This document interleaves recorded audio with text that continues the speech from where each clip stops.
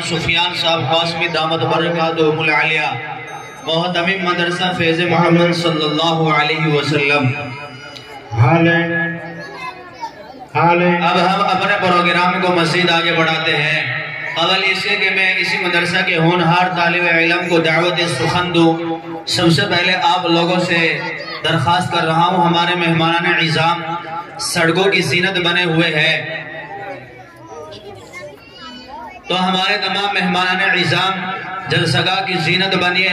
ہمارے مابین تشریف لے آئے ہیں حضرت مولانا محمد سفیان صاحب دامت برکاتہم العالیہ۔ ہم ان کی آمد پر دل کی گہرائیوں سے شکریہ ادا کرتے ہیں اور اہلا و سہلا و مرحبا گنگناتے ہیں۔ تو قبل اس کے کہ میں اسی مدرسہ کے ہونہار طالب علم کو دعوت سخن دوں، آپ لوگوں کے لیے تھوڑی سی زحمت ہے لیکن بلکہ رحمت ہے وہ آپ کے لیے۔ آپ اپنے بچوں کو پیچھا کر دیں، آپ آگے آ جائیے تاکہ سمجھنے اور سمجھانے میں آسانی ہو سکے۔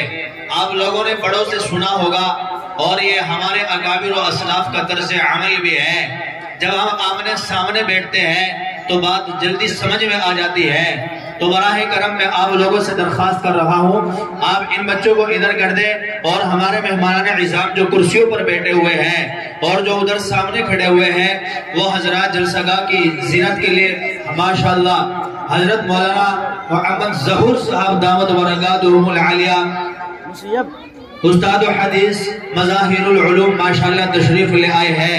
یہ ہمارے لیے بہت خوشی اور مسرت کی بات ہے۔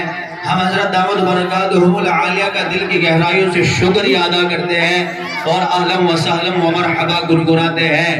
محترم بزرگ اور دینے بھائیوں، اب آپ اپنے کام و کاج کو بالکل چھوڑ دیں، اپنی مصروفیات و مشغولیات کو بالائے طاق رکھ دیں اور اکابر علماء دین کی قربت اور ان کی صحبت پانے کے لیے اور علماء دین کی آپ لوگ گفتگو سے فائدہ حاصل کرنے کے لیے اور استفادہ حاصل کرنے کے لیے اپنے بیٹھکوں کو چھوڑ کر اور اپنے آپ کو صرف اور صرف اللہ اور رسول اللہ صلی اللہ علیہ وسلم کی محبت کے لیے خالے کر کے آپ لوگ اجلاس کے لیے اور اکابر علماء دین کی گفتگو سننے کے لیے آپ کی گفتگو سے استفادہ حاصل کرنے کے لیے تشریف لے آئیے۔